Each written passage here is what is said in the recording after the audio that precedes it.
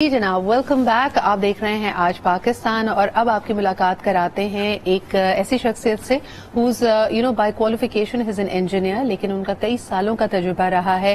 UN کے ساتھ مختلف پروجیکٹس پہ کام کیا and has been closely monitoring the environmental changes. اس کے ساتھ ساتھ جو کراچی اور پورے پاکستان کو مختلف کلائمیٹ چینجز افیکٹ کریں گے اس کے بارے میں بھی. آپ نے جس طرح دیکھا کہ اس وقت دنیا کی کئی شخصیات اس بارے میں بات کر رہی ہیں کہ پاکستان کی اگر کاربن ایمیشنز کو دیکھا جائے وہ صرف 1% ہے، لیکن ٹاپ 10 کنٹریز جو دنیا میں کلائمیٹ چینج کی وجہ سے متاثر ہوں گی اس میں پاکستان سر فہرست ہے، اور یقیناً یہ ہمارے لیے تشویش کا باعث ہونا چاہیے. اس میں سٹیزنز ایکشن بھی ضروری ہے. جس طرح ہمارا گرین کور، ویجیٹیشن، فارسٹیشن تیزی سے ختم ہوتی جا رہی ہے، یہ ہمارے کلائمیٹ چینج کو اور اس کے مضر اثرات کو مزید ایکسپیڈائٹ کر رہی ہے. اسی حوالے سے جو آج ہمارے مہمان ہیں وہ بانی ہیں جی کلفٹن اربن فارسٹ کے بھی. کس طرح ہم اپنے ارد گرد سبزے کو، ہریالی کو، درختوں کی اگر ہم ان کو لگاتے ہیں اس سے بہتر کر سکتے ہیں انوائرمنٹ پہ بھی. اس پہ بھی ان سے بات کریں گے. ہمارے ساتھ موجود ہے مسعود گوہر صاحب. السلام علیکم مسعود صاحب. مسعود صاحب، مجھے بتائیے گا کہ جو آپ کا تجربہ رہا ہے UN کے مختلف انوائرمنٹ ریلیٹڈ پروجیکٹس پہ کام کرنے کا، ہم تو بڑے خوش تھے. ہم نے دیکھا کہ جی شاید مینگرووز بہتر ہو رہی ہیں، لوگوں نے صرف نظر ثانی کی ہے، بلکہ ابھی ان بارشوں سے پہلے کی اگر بات کی جائے تو flamingos were also sighted in Karachi at the Karachi کے ساحل سمندر پہ. لیکن اب صورتحال بہت مختلف ہے اور یہ دونوں چیزیں ساتھ ساتھ چل رہی ہیں. کیسے دیکھتے ہیں اس کو آپ؟ دیکھیں، یہ ہے کہ تقریباً میرا خیال ہے کہ 2010 کی فلڈ کے بعد ہمیں آنکھ کھول لینی چاہیے تھی کہ ہم بہت ایکسٹریم ویدر ایونٹس ایکسپیرینس کر رہے ہیں. صحیح. لیکن انفارچونیٹلی ہم نے توجہ نہیں دی. ہمارا سب سے بڑا مسئلہ پاکستان کا ریئل اسٹیٹ ہے. ریئل اسٹیٹ کے چکر میں ہم جتنے بھی ڈپریشنز، واٹر ویز ہیں وہ بلاک کرتے ہوئے ہاؤسنگ کالونیاں بنا رہے ہیں. صرف کراچی کی مثال لے لیں کہ یہاں کی 2 کریکس تھیں، گزری کریک اور کورنگی کریک. گزری کریک تو ختم ہو گئی، وہ تو گزری تو کالونی بن گئی ہے. جو کورنگی کریک ہے اس کی کریکس کی سب کریکس ہوتی ہیں، پھر اس کی ایسچوریز ہوتی ہیں، پھر اس کی مڈ فلیٹس ہوتی ہیں. کوسٹل ایکو سسٹم ہے نا، میرین ایکو سسٹم، وہ پورا کا پورا بلاک کر دیا گیا ہے. جو 2 ریورز ہیں لیاری اور ملیر، دونوں کا ڈیلٹا مجھے آپ دکھائیں نہیں ہے. دونوں کا جو بیڈ ہے وہ اتنا شرنک ہو گیا ہے کہ وہ اوور فلو کرتا ہے. کراچی بیسیکلی اوریجنلی لیاری اور ملیر کے بیچ میں 15 کلومیٹر کا ایک ڈسٹینس ہے. صحیح. اور دونوں اطراف میں جو ہے وہ پہاڑیاں ہیں. تو the only way out of water is now Korangi creek and its sub creeks. بالکل. پھر لیگونز ہوتی ہیں جس کو ہم مطلب ساحلی جھیلیں کہتے ہیں. تو لیگونز جو ہیں، اب ہماری سب سے بڑی لیگون جو تھی وہ اوبھائیو لیگون ہے، جس کو بے نظیر بھٹو پارک کے ساتھ جو ہے وہ کیپٹی نے اس کو وہ برج بنا کے وہ ڈسکنیکٹ کر دی فرام دا سی. پھر دوسری ہماری لیگون ہے نینار جو سینٹ اسپرس کے پیچھے ہے، اس کو 55 میں انہوں نے وہاں پہ بلاک کر دیا. آپ مجھے یہ بتائیں کہ ایک عام بارش میں اگر ہم ڈوب رہے ہیں، اللہ معاف کرے اگر سائیکلون آ جائے، کیونکہ پاکستان میں کراچی میں سائیکلون آئے ہیں، میں آپ کو بتاؤں 1902 میں آیا، 1964 میں آیا، 1965 میں آیا. 10,000 لوگ مرے تھے. اور اس کی انفارمیشن کیوں اویلیبل نہیں ہے؟ کیونکہ ہماری اس وقت جنگ ختم ہوئی تھی انڈیا کے ساتھ، تو اخباروں پہ، میڈیا پہ صرف وہ جنگ چھائی رہی. وہ 10,000 لوگ جو کراچی میں مرے تھے، کراچی میں 10,000 لوگ مرے تھے، وہ پتہ ہی نہیں. اور اگر ہم 1965 کی بات کریں، اس وقت کی آبادی اور آج کے کنکریٹ جنگل کا کوئی موازنہ نہیں. یعنی اب تو خدا نہ خواستہ ایسی کوئی آفت آتی ہے تو اس سے کئی ملٹی فولڈ نقصان ہونے کا اندیشہ ہے. مسعود صاحب، مجھے یہ بھی بتائے گا کہ اس وقت جو پورے ملک میں سیلابی کیفیت ہے اور ہم دیکھ رہے ہیں کہ سندھ میں سب سے زیادہ اس کی تباہ کاری ہے، ان اے وے ابھی بھی ہمیں کو بلی کی طرح جو آنکھیں موند کے سمجھ رہی ہے کہ خطرہ ٹل گیا ہے، کیونکہ ہمیں لگتا ہے کہ کراچی افیکٹ نہیں ہو رہا، بدین کے راستے سے یہ پانی چلا جائے گا تو we are not as concern. یہ بدل سکتا ہے؟ آپ کو لگتا ہے کہ خدا نہ خواستہ in the wake of an extreme event یہ سیلابی ریلا خدا نہ خواستہ ان شہری آبادیوں کو بھی نقصان پہنچا سکتا ہے؟ دیکھیں، میں بہت خوفزدہ ہوں جو میں دیکھ رہا ہوں کمنگ 2 years. تو میں آپ کو بھی کہوں گا کہ 1.5 سال کا غلہ جو نا وہ اپنے پاس محفوظ رکھیں، کیونکہ پیسے ہوں گے، آٹا نہیں ہوگا، آٹا نہیں ملے گا. کیونکہ جو کراپس تھی ایگزسٹنگ وہ تو چلی گئی، جو ایگزسٹنگ لوگوں کے پاس موجود کھانے پینے کا سامان تھا وہ چلا گیا، جو مویشی تھے وہ بہ گئے، جو بچ گئے ہیں وہ مر رہے ہیں کیونکہ فوڈر نہیں ہے. مجھے تو کسی نے کل یہ بتایا کہ گائے جو ہے کوئی بندہ 5,000 میں بیچنے کے لیے تیار تھا, کوئی لینے کے لیے تیار نہیں تھا, کیونکہ لوگوں کے پاس وہ ہے ہی نہیں. اب چونکہ یہ کم از کم 2 سے 3 مہینہ پانی اگر اور بارش نہیں ہوتی تو یہ رہے گا. میرے اندازے کے مطابق سندھ کا سمجھیں کہ 45% لینڈ ماس جو ہے اس وقت پانی میں, 45%. ٹو دا پوائنٹ کہ کل ہم نے کچھ سیٹلائٹ کی تصاویر دیکھی, تو اگر آپ سندھ اور جنوبی پنجاب کی طرف دیکھیں وہاں پہ آپ کو لگے گا ایک بہت بڑی سی جھیل موجود ہے, یعنی even the satellite image is picking up کہ کتنا پانی اس وقت وہاں پہ کھڑا ہوا ہے. اگر یہ 2 یا 3 مہینے پانی کھڑا رہتا ہے تو اس سے یہ ہوتا ہے کہ آپ کی سوائل خراب ہو جاتی ہے, بالکل واٹر لاگنگ ہو جائے گی. ہاں, پھر اگلا کراپ نہیں ہوگا, پھر اس سے اگلا کراپ نہیں ہوگا, تو 2 کراپ پیچھے والے نہیں آئیں گے. پھر اللہ معاف کرے گا 2023 میں بھی ایسی بارشیں ہوں گی جو کنفرم ہوں گی, میں بتا رہا ہوں, اسی سے زیادہ خطرناک ہوں گی.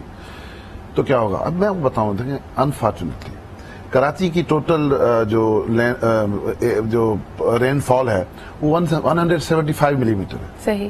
جکارتا کی 2500 ہے, کولمبو کی 2300 ہے, گوا کی 2100 ہے. مطلب کوئی موازنہ نہیں ہے.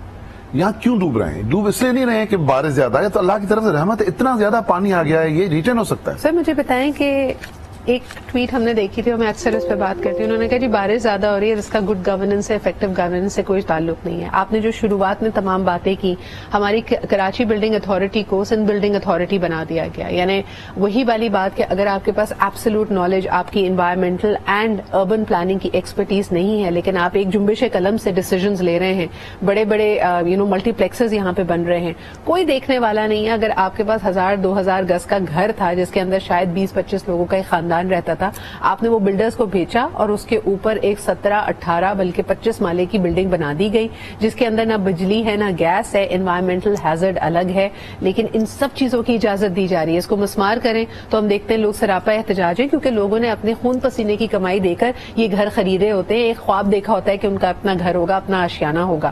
کون ذمہ دار ہے اس طرح کی ریمپنٹ, یہ جو ہم تباہی مچا رہے ہیں نہ صرف شہر کی بلکہ لوگوں کی زندگیوں کے ساتھ کھیل رہے ہیں؟ دیکھیں میں آپ کو بتاؤں, میں سوشولوجی کا تھوڑی مہارت رکھتا ہوں. جی. چپراسی سے لے کے صدر تک, وزیر اعظم تک, سب ایک ہی لائن میں ہیں, سب ایکولی رسپانسبل ہے. سب میں اتنی بے ایمانی ہے جتنی اوپر والے کسی ایک بندے کے اوپر ہے تو نیچے والا بھی اتنا ہی ہے. دوسری چیز میں آپ بتاؤں, نیسلا ٹاور توڑ دیا گیا صرف 2 فیٹ کی انکروچمنٹ میں, کیونکہ وہ غریبوں کا تھا. جی. یہ جو D H A phase extension claim کرتے کرتے کرتے اندر گئے ہیں, یہ آپ کی قانونی ہے, یہ بھی غیر قانونی ہے.